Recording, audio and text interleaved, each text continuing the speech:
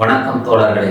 நான் உங்கள் வெங்கடாசலம், கிராம வெளிகள் அறக்கட்டளை, தருமபுரி மாவட்டம். ஆலம்லைட் யூடியூப் சேனல்ல தகவல் பெட்டி நிகழ்வுல இன்றைக்கு நாம என்ன பார்க்க போறோம் அப்படின்னா, யூஜிசியோட புதிய வழிகாட்டி நெறிமுறைகளை உச்சநீதிமன்றம் இடைக்கால தடை விதித்துள்ளது.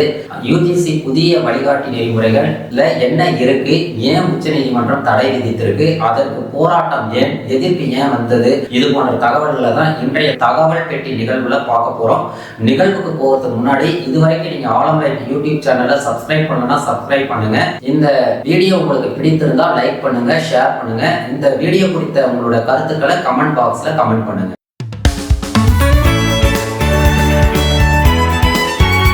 பல்கலைக்கழக மானிய குழுன்னு சொல்லக்கூடிய யூனிவர்சிட்டி கிராண்ட்ஸ் கமிஷன் கடந்த ஜனவரி மாதம் 13ஆம் தேதி ஒரு சமச்சீர் பங்கை உருவாக்கக்கூடிய ஒரு புதிய விதிமுறைகளை வழிவகுத்தது. கல்வி நிறுவனங்கள்ல இந்த விதிமுறைகள் எல்லாம் கட்டாயம் பின்பற்றப்பட வேண்டும் அப்படின்னு சொல்லி சில புதிய வழிகாட்டி விதிமுறைகளை வெளியிட்டது.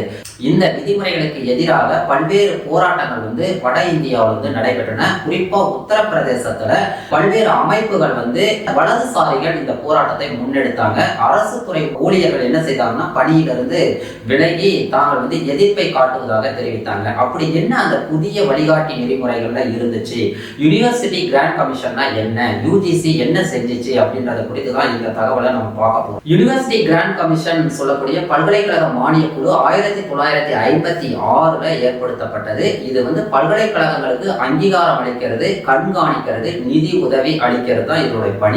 மத்திய அரசு பல்கலைக்கழகங்கள், மாநில அரசு பல்கலைக்கழகங்கள், தன்னாட்சி பெற்ற பல்கலைக்கழகங்கள் நமக்கு தெரியும் இல்லைங்களா, அட்டானமஸ் காலேஜஸ், இதையெல்லாம் பார்வையிட்டு அதற்கு தர சான்றிதழ் வழங்குறது, அதுல ஆய்வுகளை மேற்கொள்றது, எப்படி இருக்குன்னு கண்காணிக்கிறது, நல்ல தரமான கல்லூரிகளா உருவாக்குறது, கட்டமைப்புகளை ஆய்வு செய்யறது, இதெல்லாம் அவங்களோட வேலை. இன்னும் சொல்ல போனா ஜூனியர் ரிசர்ச் ஃபெல்லோஷிப்னு சொல்லக்கூடிய ஆராய்ச்சி மாணவர்களுக்கு உதவித்தொகை அளிக்கக்கூடிய தேர்வுகளை நடத்தி உதவித்தொகை வழங்குதல், அதே போல கல்லூரிகளுக்கு பேராசிரியர்களை செலக்ட் செய்யக்கூடிய தேசிய தகுதி தேர்வை நடத்தி அதன் மூலமா பேராசிரியர்களை தேர்வு செய்து பணியமர்த்துதல், இது போன்ற பணிகளை நம்ம யூஜிசி செஞ்சுட்டு வருந்துச்சு. இந்த அமைப்பு பாத்தீங்கன்னா நாடாளுமன்றத்தால் நிறைவேற்றப்பட்ட சட்டத்தின் மூலம் ஏற்படுத்தப்பட்ட தன்னாட்சி பெற்ற அமைப்பு, சட்டப்பூர்வமாக இயங்கக்கூடிய ஒரு அமைப்பாகும். கல்வி நிறுவனங்களில் சமபங்கு விதிமுறைகள் 2026 வெளியிட்டாங்க. இந்த விதிமுறைகளை ஆதரித்து நம்முடைய தமிழ்நாட்டோட முதலமைச்சர் அவர் வரவேற்றிருக்கிறாரு. அதே போல உத்தரப்பிரதேசத்தோட முன்னாள் முதல்வர் மாயாவதி அவர்களும் இந்த விதிமுறைகளை வரவேற்றாங்க. பல்வேறு நபர்கள் வரவேற்ற நிலையில வட இந்தியாவில் இதற்கு எதிராக பெரும் போராட்டம் வெடித்தது என்றே சொல்லலாம். இந்த தருணத்துல 2026 யூஜிசி ஏன் இந்த விதிமுறைகளை கொண்டு வந்தது, இதற்கு முன்னாடி இந்த விதிமுறைகள் இல்லையா, சாதி ரீதியிலான பாகுபாடுகளை களைவதற்கான விதிமுறைகள் என்றுதான் இந்த யூஜிசி இதை வெளிப்படுத்தி கொண்டு வந்திருக்காங்க. அப்படி என்ன இந்த விதிமுறைகள் இருக்கு, 2012க்கும் 2026க்கும் என்ன வித்தியாசம் அப்படின்றத குறித்து தான் நம்ம தொடர்ந்து பார்க்க போறோம். 2026க்கான விதிமுறைகளுக்கான அவசியம் என்ன அப்படின்னா, சற்று பின்னோக்கி போனோம்னா, ஹைதராபாத் மத்திய அரசு நடத்தக்கூடிய பல்கலைக்கழகத்துல லைஃப் சயின்ஸ்ல PhD பண்ணிக்கிட்டு இருக்கக்கூடிய ஒரு மாணவர் விமுலா, இவர் அம்பேத்கர் மாணவர் சங்கத்துல உறுப்பினராகவும் இருக்காரு. இவர் காரல் மார்க்ஸ், பெரியார், சேகுவாரா போன்ற அறிஞர்களோட படித்து அவர் அறிவியல் அறிவு பெற்றுக் கொண்டதை விட பொலிட்டிக்கல் சயின்ஸ்ல நாட்டம் உடையவராக காணப்பட்டார். இவர் மேடை தோறும் ஜாதிய பாகுபாடுகள் குறித்தும் மாணவர்களோட உரிமைகள் குறித்தும் பேசக்கூடிய ஆற்றல் கொண்டவராக இருந்தார். மாணவர்களுக்கான போராட்டங்களை முன்னெடுத்து செல்லக்கூடிய ஒரு சமூக செயற்பாட்டாளராக இவர் கல்லூரியில வளம் வந்து கொண்டிருந்தார். அந்த தருணத்துல 1993 மும்பை தொடர் குண்டுவெடிப்புல குற்றம் சாட்டப்பட்ட யாகூப் மேமன் தூக்கிலிடப்படுகிறார் என்ற செய்தியை கேள்விப்படுறாரு. அதற்கு எதிராக போராட்டம் நடத்துறாரு. இந்த யாகூப் மேமன் யார் அப்படின்னா, 1993 தொடர் மும்பை குண்டுவெடிப்பில் 253 நபர்கள் கொல்லப்பட்டனர். இதுல முக்கியமாக அவர்களுக்கு தளவாட உதவி, பண உதவி செய்த நபர் தான் இந்த யாகூப் மேமன். இவர் 1994 கைது செய்யப்பட்டு சிறையில் அடைக்கப்பட்டார். அவர் மீது தடா சட்டம் பாய்ந்தது. தடான்றது தீவிரவாதம் மற்றும் கலக செயல்களுக்கு எதிரான சட்டம். இன்றைக்கு அது நடைமுறையில இல்ல. இன்றைக்கு வந்து ஊப்பா சட்டம் வந்து இருக்கு. அதாவது அன்லாஃபுல் ஆக்டிவிட்டீஸ் ஆக்ட், அதாவது தீவிரவாத தடுப்பு சட்டம் தான் இதுவும். அதுக்கு முன்னாடி உங்களுக்கு தெரியும் கொடான்னு ஒரு சட்டம் இருந்துச்சு, பிரிவென்ஷன் ஆஃப் டெரரிசம் ஆக்ட். இந்த சட்டங்கள்லாம் வந்து நீர்த்து போயின. அதனால இப்போ வந்து இருக்கக்கூடிய சட்டம் ஊப்பா. தடா சட்டத்தினால் கைது செய்யப்பட்டு சிறையில் வைக்கப்பட்ட இவருக்கு வந்து மரண தண்டனை விதிக்கப்பட்டது. பல்வேறு மறுசீராய்வு மனுக்கள், மேல்முறையீட்டு மனுக்கள்லாம், கருணை மனுக்கள்லாம் அனுப்பினார். ஆனாலும் அந்த மனுக்கள் நிராகரிக்கப்பட்டு ஜூலை மாதம் 30ஆம் தேதி 2015 இந்த யாகூப் மேமன் வந்து நாக்பூர் மத்திய சிறைச்சாலையில தூக்கிலிடப்படுகிறார். இதை எதிர்த்து மத்திய அரசு பல்கலைக்கழகத்துல ரோஹித் வெமுலா, அம்பேத்கர் மாணவர் சங்க உறுப்பினர்கள் வந்து போராட்டம் நடத்துறாங்க. இங்க அகில பாரதிய வித்யார்த்த பரிஷத் அமைப்பு வந்து உள்ள வராங்க. உள்ள வந்து அவங்களுக்கு எதிராக வந்து இவங்க போராட ஆரம்பிக்கிறாங்க. 2 மாணவ குழுக்களும் வந்து ஒருத்தருக்கு ஒருத்தர் தாக்குதல் நடத்திக்கிறாங்க. அந்த சமயத்துலதான் வந்து இதற்கான விசாரணை வந்து கல்லூரி நிர்வாகத்துக்கு போகுது. அவங்க வந்து ரோஹித் வெமுலா மீது எந்த ஒரு குற்றச்சாட்டும் இல்லைன்னு சொல்லி, அவர் மீது தவறேதும் இல்லை அப்படின்னு சொல்லி கல்லூரியில தொடரலாம்னு சொல்றாங்க. ஆனாலும் கூட விடுதி நிர்வாகம் அவரை வந்து விடுதியிலிருந்து வந்து வெளியேறும்படி உத்தரவிடுகிறது. ரோஹித் வெமுலா மற்றும் 5 நபர்கள் மீது குற்றம் சாட்டி அவர்களை விடுதியை வந்து நீக்கிறாங்க. இவர்களுக்கு வந்து அந்த கல்வி உதவி பணம், ஸ்காலர்ஷிப் ஃபண்ட் 1,75,000 வந்து நிறுத்தி வைக்கப்படுகிறது. இதனால ஏற்பட்ட மன உளைச்சலால ரோஹித் வெமுலா வந்து என்ன செய்யறாரு, பெரும் பொருளாதார சிக்கல்ல சிக்கி தவிக்கக்கூடிய மாணவரா மாறுறாரு. அதே போல மன உளைச்சல் அடைகிறார். ஜாதி ரீதியிலான பாகுபாடுகளை அதிக அளவுல கல்வி நிறுவனங்கள்ல எதிர்கொண்டிருக்கிறாரு. அதன் பிறகு என்ன செய்யறாரு, 2016 நண்பர் அறையில தங்கி இருக்கும் போது அங்க வந்து தூக்கிட்டு தற்கொலை செய்து கொள்கிறார். இவருடைய மரணம் வந்து தற்கொலை மரணம்னு வழக்கு பதிவு செய்யப்பட்டு தொடர்ந்து விசாரணை நடைபெற்று வந்தது. அதற்கு பிறகு வந்து இன்னொரு சம்பவம் 2019 மும்பையில நடக்குது. பயர் தத்வி என்ற மருத்துவ கல்லூரி மாணவி, அவங்க முதுகலை மருத்துவக் கல்லூரி மாணவி, மகப்பேறு மருத்துவராக நாயர் மருத்துவக் கல்லூரி மருத்துவமனையில அவர்கள் பணிபுரிஞ்சிட்டு இருக்காங்க. அவங்க வந்து இந்த ஆதிவாசி முஸ்லிம் இனத்தை சேர்ந்த தலித் மாணவி. அவங்களுக்கும் வந்து ஜாதி ரீதியிலான ஒரு வன்முறை வந்து நிகழ்கிறது, ஒடுக்கம் வந்து நிகழ்கிறது. அவங்க என்ன செய்யறாங்க அப்படின்னா, அவங்க வந்து இந்த கோட்டான்னு சொல்லக்கூடிய இட ஒதுக்கீட்டு முறையில தேர்ந்தெடுக்கப்பட்டு அவங்க மருத்துவக் கல்லூரியில சேர்றாங்க. அங்க இருக்கக்கூடிய 3 உயர்ஜாதி மருத்துவக் கல்லூரி மாணவிகள் வந்து என்ன செய்யறாங்கன்னா, இவங்கள கோட்டா மாணவி, நீங்க இருக்கிறதுக்கு தகுதியே இல்லை, இது போன்ற வசை சொற்களால அவங்களை வசைப்பாடும் போது அவங்க மன உளைச்சல் அடைகிறாங்க. இன்னொன்னு, அவங்க வந்து நோயாளிகளுக்கு முன்பாகவே இவங்களை வந்து ரொம்ப மனம் வருத்தக்கூடிய செயல்கள்ல ஈடுபடுறாங்க, டீஸ் பண்றாங்க. இதை ஏற்றுக்கொள்ள முடியாத அந்த மருத்துவ கல்லூரி மாணவி மருத்துவக் கல்லூரி விடுதியிலேயே வந்து அவங்களும் தற்கொலை செய்து கொள்கிறார். இந்த 2 சம்பவங்களும் வந்து இந்த நாட்டையே உலுக்கியது என்று சொல்லலாம். இன்னும் சொல்ல போனா 2023 ஒரு சம்பவம் நடக்குது. குஜராத் அகமதாபாத்தை சேர்ந்த தர்ஷன் சோலங்கி என்ற மாணவர் வந்து மும்பை IIT வந்து 2ஆம் ஆண்டு படிச்சிட்டு இருக்காரு. கெமிக்கல் இன்ஜினியரிங் பொறியியல் பட்டத்தில் படிச்சிட்டு இருக்காரு. இவரும் வந்து ஜாதிய பாகுபாட்டுக்கு உள்ளாகி இவரும் வந்து தற்கொலை செய்து கொள்கிறார். அந்த அவருடைய அறையில வந்து ஒரு கடிதம் கண்டெடுக்கப்படுகிறது. அதுக்கு காரணம் ஒரு மாணவர் என்று குறிப்பிட்டு எழுதிய கடிதம் வந்து தற்கொலை குறிப்பு வந்து கிடைக்குது. ஜாதிய பாகுபாடு தான் இதற்கு காரணம் அப்படின்னு குற்றம் சாட்டப்படுகிறது. இது போன்ற நிகழ்வுகள் தொடர்ந்து கல்வி நிறுவனங்கள்ல நடக்குது.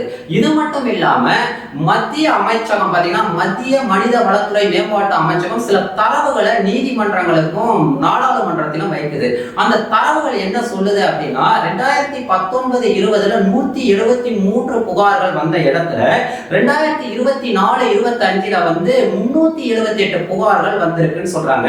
அவர்கள் கொடுத்த தரவுகளின்படி 118% இந்த ஜாதி ரீதியிலான புகார்கள் பெறக்கூடிய எண்ணிக்கை வந்து அதிகரிச்சிருக்கு அப்படின்னு சொல்றோம். இன்னும் சொல்ல போனா, இந்த 2019-23 காலகட்டத்தில் 19,000 மாணவர்கள் இந்த உயர்கல்வி படிக்கக்கூடிய நிறுவனங்கள்ல இருந்து வெளியேறி இருக்காங்க. இடைநிற்றல் அதிகரிச்சிருக்குன்னு சொல்லியிருக்காங்க. IIM, IIT, Indian Institute of Science போன்ற உயர்கல்வி நிறுவனங்கள்ல மாணவர்கள் சேர்ந்து அவர்கள் 19,000க்கும் அதிகமான மாணவர்கள் இடைநிற்றல் இருக்கு. இந்த இடைநிற்றலுக்கான காரணம் ஜாதி ரீதியிலான பாகுபாடுகளே அப்படின்னு சொல்லி சமூக ஆர்வலர்கள் குற்றம் சாட்டுறாங்க. அப்ப இதை குறித்து முறையாக ஆய்வு செய்ய வேண்டும் அப்படின்னு அங்கங்கே வந்து குரல்கள் வந்து ஒலித்து கொண்டே இருந்தன. அதான் ஜாதி ரீதியிலான கண்ணுக்கு தெரியாத இந்த ஜாதி எவ்வளவு பெரிய பிரச்சனையை வந்து உருவாக்குது கல்வி நிறுவனங்கள்ல அப்படின்றது வெளியே வந்து வெட்ட வெளிச்சமாக்கியது. அப்ப ரோஹித் வெமுலாவோட அம்மா ராதிகா வெமுலாவும் பயல் தத்வியோட அம்மா அபேதா தத்வியும் வந்து உச்ச நீதிமன்றத்துல வழக்கு தொடுக்கிறாங்க. இன்னும் இந்த ஜாதி ரீதியிலான பிரச்சனைகளை களைய ஒரு வலுவான கட்டமைப்பை கல்வி நிறுவனங்கள்ல ஏற்படுத்த வேண்டும் அப்படின்னு சொல்லி அவங்க வந்து கேஸ் ஃபைல் பண்றாங்க. அந்த நேரத்துல தான் உச்ச நீதிமன்றம் மத்திய அரசாங்கத்துக்கும் யூஜிசிக்கும் நோட்டீஸ் அனுப்புது, கருத்து கேட்குது. அப்ப கேட்கும் போது ஏற்கனவே 2012ல யூஜிசி வழிகாட்டி நெறிமுறைகளை விதிச்சிருக்கு அப்படின்னு சொல்லும் போது அந்த விதிமுறைகள் என்னன்னு கேட்கிறாங்க. அப்ப கேட்கும் போது ஜாதி ரீதியிலான புகாருக்கு உள்ளாகக்கூடிய நபர்கள் என்ன செய்யலாம், மாணவர்கள் வந்து கம்ப்ளைண்ட் பண்ணலாம், அதுக்கு ஒரு மையம் ஏற்படுத்தப்பட்டிருக்குன்னு சொல்றாங்க. அதுக்கப்புறம் ஒரு அதிகாரி இருப்பார், விசாரணை அதிகாரி இருப்பாரு, அவர் வந்து அந்த புகாரை விசாரிப்பார்னு சொல்றாங்க. 60 நாட்களுக்குள்ள அந்த புகாரை விசாரித்து உரிய நடவடிக்கை எடுக்கப்படும் சொல்லியிருக்காங்க. இந்த புகார்தாரர் யாரு பாதிக்கப்பட்ட மாணவரோ அவருடைய ரகசியங்கள் பாதுகாப்பாக வைக்கப்படும் அப்படின்னு சொல்லியிருக்காங்க.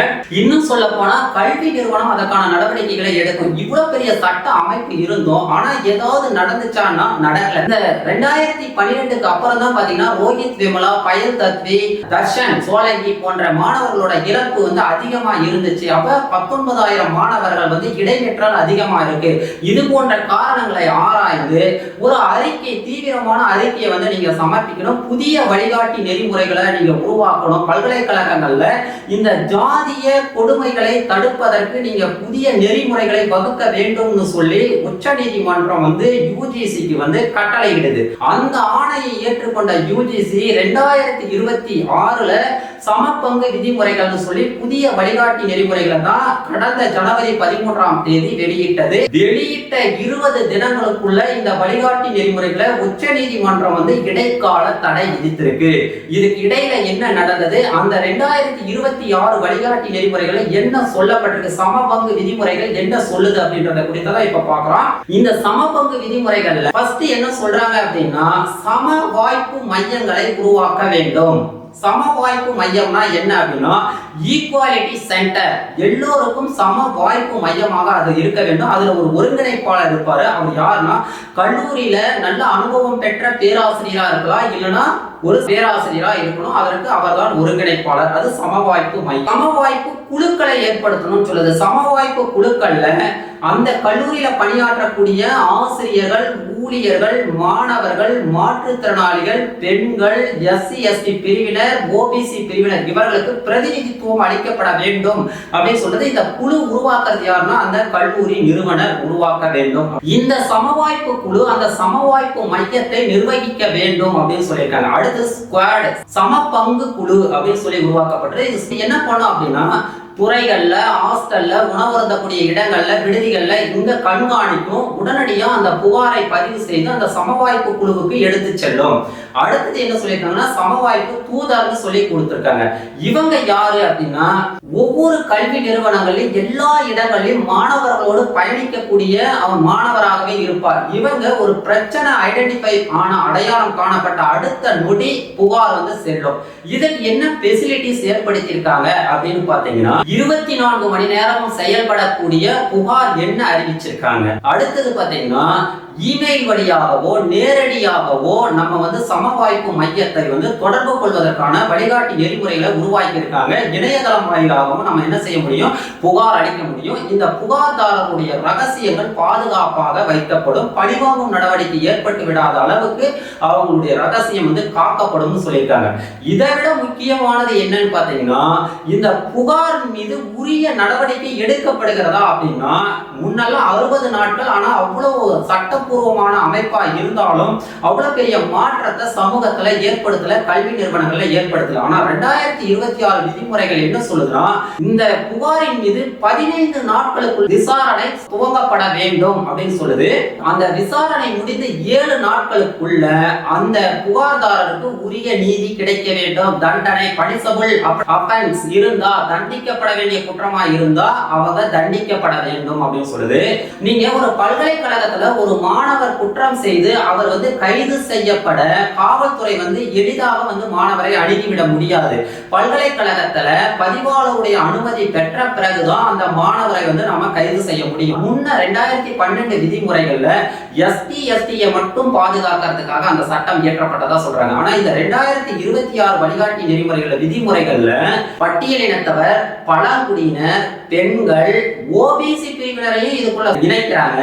எக்கனாமிக்கல் வீக்கர் செக்ஷன் சொல்லக்கூடிய பொருளாதாரத்துல நலிவடைந்த பிரிவினரையும் இந்த விதிமுறைகளுக்குள்ள கொண்டு வராங்க. அவங்களுக்கு ஏதேனும் ஜாதி ரீதியிலான வன்முறைகள் நிகழமா, அவங்க உயர் ஜாதி பிரிவினர் தான், ஆனா பொருளாதாரத்துலதான் அவங்க பின்தங்கி இருக்காங்க. அப்ப அவங்களுக்கு வேறு ஏதேனும் வகையில அவங்கள ஒதுக்கீடு, பாரபட்சம், டிஸ்கிரிமினேஷன் காட்டப்பட்டால் அவங்களும் அங்க புகார் அளிக்கலாம். ஆசிரியர்கள், ஊழியர்கள், அதாவது இதர பிற்படுத்தப்பட்ட வகுப்பை சேர்ந்த ஆசிரியர்கள், ஊழியர்களுக்கு ஜாதி ரீதியிலான பாகுபாடுகள் காட்டப்பட்டால் அவர்களும் சமவாய்ப்பு மையத்தை நாடலாம் அப்படின்னு சொல்லி இந்த விதிமுறைகள் வகுத்திருக்காங்க. இதுதான் பிரச்சனைக்கு காரணம். ஏன் அப்படின்னா இதுல ஜெனரல் கம்யூனிட்டின்னு சொல்லக்கூடிய பொது பிரிவினர் இருக்காங்க இல்லையா, அவங்கள மட்டும் தனிமைப்படுத்துறதாகவும் அவங்க மீது பொய்யான புகார்கள் புனையப்பட அதிக வாய்ப்பு இருக்கு, தவறாக இந்த சட்டம் பயன்படுத்தப்பட வாய்ப்பு இருக்குன்னு சொல்லிதான் இவங்க எல்லாருமே என்ன செய்யறாங்க, போராட்ட களத்துல குதிக்கிறாங்க. இன்னும் சொல்ல போனா OBC EWS சொல்லக்கூடிய எக்கனாமிக்கல் வீக்கர் செக்ஷனை இதுக்குள்ள கொண்டு வந்துட்டாங்க. அப்ப இந்த சட்டத்தை நீர்த்து போக செய்யக்கூடியதுன்னு இடதுசாரிகள் குற்றம் சுமத்துறாங்க. அப்ப இதுல இரண்டு முனை கத்தி போல இருக்கிறதுனால உச்ச நீதிமன்றத்துல பல்வேறு விதமான வழக்குகள் உச்ச நீதிமன்றத்துல தொடுக்கப்படுகின்றன. இந்த வழக்குகளை எல்லாம் விசாரித்த உச்ச நீதிமன்றம் ஜனவரி மாதம் 29ஆம் தேதி உடனடியாக இடைக்கால தடை விதிக்குது. இதுல மொழி புரியல, இன்னும் உள்ள சமூகத்துல இது அதிகபட்ச பிளவை ஏற்படுத்தும், இதுல உச்ச நீதிமன்றம் தலையிடாம இருந்தா இன்னும் பெரிய விளைவுகளை ஏற்படுத்தும் சொல்லி இந்த விதிமுறைகளுக்கு தடை விதிக்குது. ஆனா கல்வி நிறுவனத்துல நம்ம என்ன யோசிக்கிறோம் அப்படின்னா, கல்வி நிறுவனங்கள்ல ஜாதி ரீதியிலான பாகுபாட்டை களைய ஒரு வலுவான கட்டமைப்பு தேவை அப்படின்றதுல எந்தவித மாற்று கருத்தும் இல்லை. இது போன்ற விதிமுறைகள் கட்டாயம் அவசியம். ராக்கிங் தடுப்பு சட்டம் வந்ததுனாலதான் இன்னைக்கு ராக்கிங் பெருமளவுல குறைந்திருக்குன்னு சொல்லலாம். ஜாதிய வன்மங்கள் தவிர்க்கப்பட இது போன்ற புதிய வழிகாட்டி நெறிமுறைகள் அவசியம். இன்னைக்கு பள்ளிகள்ல ஏன் யூனிஃபார்ம் சிஸ்டம் கொண்டு வந்தாங்க அப்படின்னா, அந்த பெரும் பணக்காரர்கள், ஏழைகள், நடுத்தர வர்க்கத்தினர் என்ற வேறுபாடு இல்லாம அனைவரும் ஒன்றே என்ற உணர்வு ஏற்படுறதுக்காகத்தான் இந்த யூனிஃபார்ம் சிஸ்டத்தையே கொண்டு வந்தாங்க.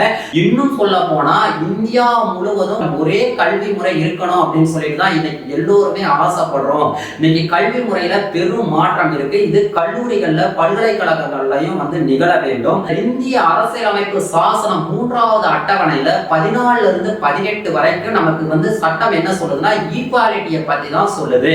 இந்த பிறப்புன்றது ஒரு ஆக்சிடென்ட். அது பிறப்பு மனிதன் எந்த இடத்தில் பிறக்க வேண்டும் என்று அவன் முடிவு செய்வதல்ல, இயற்கை முடிவு செய்கிறது. 15 என்ன சொல்லுதுன்னா, ஜாதி ரீதியிலாகவோ மத, மொழி, இனம் ரீதியாக யாரையும் வேறுபடுத்தி பார்க்க கூடாது, பிறப்பால் அனைவரும் சமம்னு சொல்லுது. கல்வியால ராணுவத்துல பெற்றக்கூடிய பட்டங்களை தவிர்த்து அபாலிஷ் டைட்டில்ஸ் சொல்லுது 18.